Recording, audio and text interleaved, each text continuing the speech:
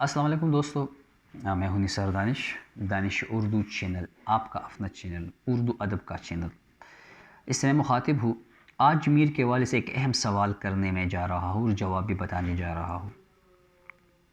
میر کے حوالے سے کوئی اور سوال پوچھے نہ پوچھے، ان کے تصور غم اور تصور عشق کے حوالے سے سوالات ضرور پوچھے جاتے ہیں۔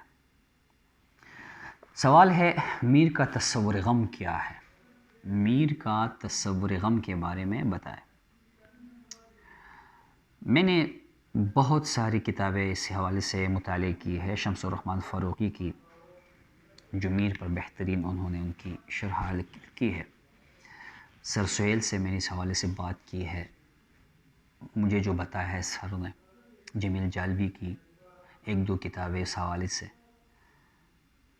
تو اس کا نچوڑ یہ ہے، یاد رکھ لیں۔ بہت خوبصورت انداز میں نے اس کو یہاں پہ یکجا کیا ہوا ہے اپنی دانش اردو انٹرویو والی کتاب میں۔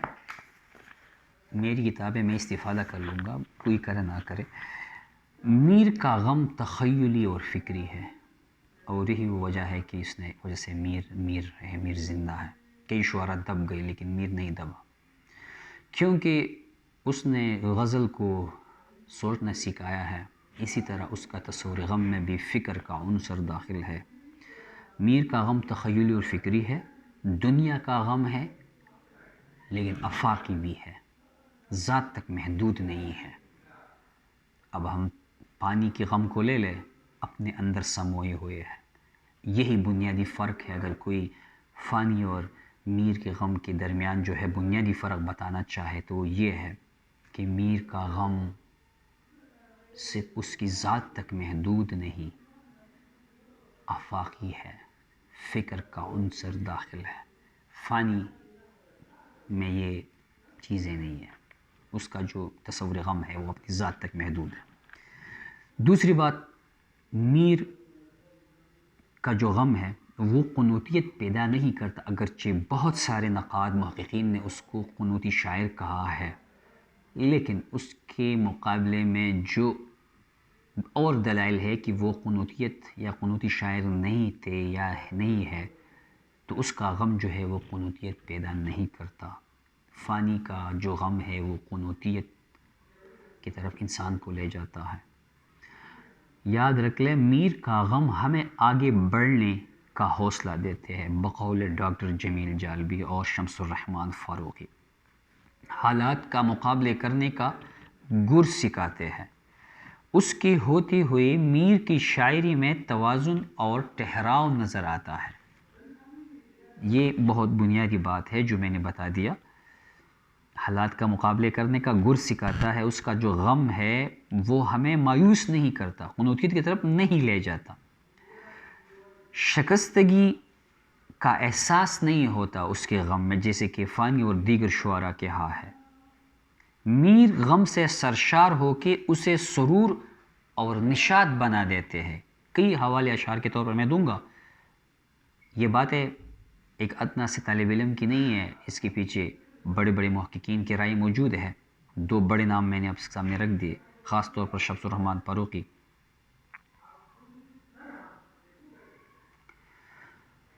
اس طرح مجنون گورکھپوری نے میر کے غم کے بارے میں کیا لکھا ہے ذرا۔ میر غمی زندگی کو ہمارے لیے راحت بنا دیتے ہیں، مجنون گورکھپوری کہتے ہیں۔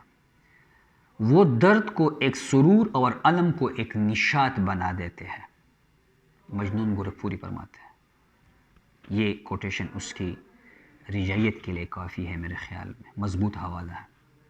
میر کے کلام میں دردمندی غالب ہے۔ اب دردمندی کیا ہے آگے بتائیں گے۔ اور جس شاعر کے ہاتھ دردمندی ہو یا غالب ہو ان کی شاعری پہ، وہ غم اپنے دل و دماغ پر کیسے حاوی کر سکتا ہے؟ یہاں جو میر کو قنوتیت یا قنوتی شاعر کہتے ہیں، اس کے لیے یہ سوال، یہ جواب، یہ کوٹیشن ذہن میں رکھ لے۔ میر کے ہاتھ دردمندی کے بہت حوالے موجود ہیں، اور جس شاعر کے ہاتھ دردمندی کے حوالے موجود ہو، غالب ہو، اس کے ہاں قنوتیت کہاں سے؟ اور پھر قنوتیت تب ہوگی جب دردمندی نہیں ہوگی۔ جب دردمندی ہے تو غم فکر مایوسی کو اپنے دل اور دماغ پہ حاوی نہیں ہونے دیتا، اور نہ خود کو غم کا عادی بناتا ہے۔ یہ دردمندی کیا چیز ہے تھوڑا آگے ڈسکس کریں گے۔ حوالے کے طور پر یہ شعر ہے: ہر صبح غموں میں شام کی ہے ہم نے، ہر صبح غموں میں شام کی ہے ہم نے، خونہ بکشی مدام کی ہے ہم نے، خون بکشی مدام کی ہے ہم نے، یہ مہلت کم کہ جس کو کہتے ہیں عمر، مر مر کے غرض تمام کی ہے ہم نے، تمام کی ہے ہم نے، روتے پھرتے ہیں ساری ساری رات۔ اب یہی روزگار ہے اپنا۔ ایسا نہیں کہتے کہ بس یہی روزگار ہے اپنا، ہے روزگار ہے، ہوتا رہے گا، دنیا ہے، جی لیں گے۔ اب جیسے کہ میں نے کہا کہ میر کی شاعری میں ہم اب دردمندی کے حوالے کے بارے میں بات کریں۔ دردمندی کیا چیز ہے؟ اگر آپ میر کی تصور غم میں دردمندی کا ذکر کریں گے تو فوراً سوال کریں گے کہ دردمندی کیا ہے، دردمندی سے کیا مراد ہے؟ میر کے ہاں دردمندی ان کے فلسفہ غم کا دوسرا نام ہے۔ دردمندی ان کے ہاں فلسفہ غم کا دوسرا نام ہے، اگرچہ لفظ فلسفہ انہوں نے استعمال نہیں کیا کبھی بھی، مگر اس سے ان کی یہی مراد ہے۔ مجنون گورکھپوری کے بھی کہتے ہیں، جالبی صاحب نے بھی لکھا ہے، دردمندی سے مراد کیا ہے؟ دردمندی سے مراد ہے زندگی کے تلخ حقائق کا اعتراف کرنا، ادراک کرنا، اور مقدور بر ان تلخیوں کو دور کرنے کی کوشش کرنے کا نام جو ہے دردمندی ہے۔ زندگی میں جتنی تلخ حقائق آئیں گے آپ چھپائیں گے نہیں، اس کا برملا جو ہے آپ اقرار کریں گے، اعتراف کریں گے، اور مقدور بر جتنا ہو سکتا ہے انسان سے دور کرنے کی کوشش کریں گے۔ یہ دردمندی ہے۔ اگر یہ دردمندی ہو تو بلا میر کے ہاں قنوتیت کہاں سے آ گئی یار، جو لوگ اس کو قنوتی شاعر کہتے ہیں۔ دردمندی زندگی کی تضادات سے جنم لیتی ہے، اور میر کی زندگی کی تضادات کے ایک مکمل باب ہے۔ دردمندی کا سرچشمہ دل ہے، اور میر نے جو کچھ لکھا دل پہ گزرا اور لکھا، جو میر کے کلام کی نمایاں خصوصیت بھی ہے، اور یہ خصوصیت بقول مجنون گورکھپوری، اور یہ خصوصیت ان سے قنوتیت کا داغ دھو دیتا ہے، اور کئی محققین نے بھی اس کا ساتھ دیا ہے، ناقدین نے ساتھ دیا ہے اس کا۔ دیکھیں ایک شعر ہے: نہ دردمندی سے یہ راہ تم چلے ورنہ، نہ دردمندی سے یہ راہ تم چلے ورنہ، قدم قدم پیتی یہاں جائے نالہ و فریاد۔ ایک شعر ہے: آبلے کی سی طرح ٹیس لگی پوٹ بہے، دردمندی میں گئی ساری جوانی اس کی۔ خاص طور پر یہ آخری شعر ایک ضرور اس کی دردمندی کے حوالے کے، جب میں نے ایک آدھ شعر کہا تو سر سہیل نے اس شعر کی طرف اشارہ کیا کہ جو بنیادی دردمندی کا شعر ہے آپ بھول رہے بیٹا۔ شعر تو مجھے یاد تھا، لیکن اس وقت چونکہ انٹرویو میں اتنا تو انسان کول نہیں بیٹھتا نا، فریش پرسکون، تو اس نے جب کہا کہ دل خستہ، جو تو مجھے میں نے سر اب میں بولوں گا، دل خستہ لہو جو ہو گیا تو بلا ہوا کہاں تلک۔ دردمندی کا بہترین حوالہ، دل خستہ لہو جو ہو گیا تو بلا ہوا کہ کہاں تلک، کبو سوز سینے سے داغتا، کبو درد و غم سے فگارتا۔ میر کا تصور غم اور میر کے ہاں دردمندی سے کیا مراد ہے، یہ حوالہ ہو گیا۔ اب میر کے دردمندی کے محرکات کیا تھے؟ وہ محرکات کیا تھے جو میر کی دردمندی کے سبب بنے؟ دیکھیں میر کا دور یاد رکھ لیں شدید ابتری انتشار کا دور تھا. آپ مغل دور کا آخری زمانہ تھا. احمد شاہ افشار کے حملے، احمد شاہ ابدالی کے مسلسل حملے، دہلی میں قیامت خیز مناظر، سیاسی مناظر، وہ سارے میر نے دیکھے تھے. زندگی کے مختلف اقدار کی بھی ابروئی ہو رہی تھی.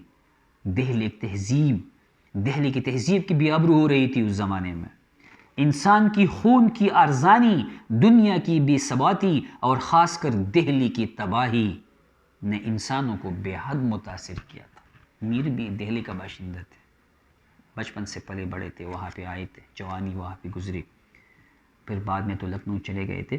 میر بھی اس تباہال معاشرے کے ایک رکن تھے اور دہلی کا سہاگ کئی بار اجڑتے دیکھا. جیسے کہ میں نے کہا احمد شاہ افشار نے 1838-39 شاید لگ بھگ حملہ، پھر 4-5 تقریباً احمد شاہ ابدالی نے مسلسل. تو ایک قیامت خیز مناظر دہلی میں تھے جس کے اثرات میر کے دل و دماغ پر نقش ہو گئے، جو انہوں نے شدت سے محسوس کیے. پتا پتا بوٹا بوٹا والا ایک شعر ہے: شاہ کے کہلے جواہر تی خاک پا جن کی، شاہ کے کہلے جواہر تی خاک پا جن کی، انہی کی آنکھوں میں پرت سلائیاں دیکھیے. یہ لفظ سلیم اختر صاحب نے بھی پرتی لکھا ہوا ہے، لیکن جہاں تک مجھے پتا ہے اور میں نے دیوانی میر میں دیکھا ہے یا کسی آرٹیکل میں تحقیق میں دیکھا ہے کسی بندے نے، پرتے سلائیاں دیکھیے. ایک آدھ نوٹ میں تو شاہ کی کجل بھی لکھا ہے، تو کجل نہیں بھائی، شعر کو مطلب سمجھنے کی کوشش کرے. شاہ کے کہلے جواہر تی خاک پا جن کی، انہی کے آنکھوں میں پرتے سلائیاں دیکھیے. دلی جو ایک شہر تھا عالم میں انتخاب، رہتے تھے منتخب ہی جہاں روزگار کے. بہت سارے اشعار ہیں، دل کی ویرانی کا کیا مذکور، بہت سارے. انشاءاللہ اگلے لیکچر کے ساتھ پھر حاضر ہوں گے. ابھی میری کلاس شروع ہونے والی ہے. یہ کلاس بھی لازمی تھا اور اپنی کلاس بھی لازمی ہے. 2 منٹ باقی ہے. چینل سبسکرائب کیجئے، دوستوں شیئر کیجئے، تاکہ اس طرح سے میں اور آپ دونوں خدمت کر سکیں اردو ادب کی. آپ یہی خدمت کریں، چینل آگے فارورڈ کر دیں. ہمارے بہت سارے لوگ ہوں گے، دوست ہوں گے، احباب ہوں گے، انشاءاللہ ہم ہوں گے تو یہ چینل انشاءاللہ جاری و ساری رہے گا. اللہ زندگی دے، صحت دے، آپ کو بھی مجھے بھی. دعاؤں میں یاد کیجیے گا. اللہ حافظ.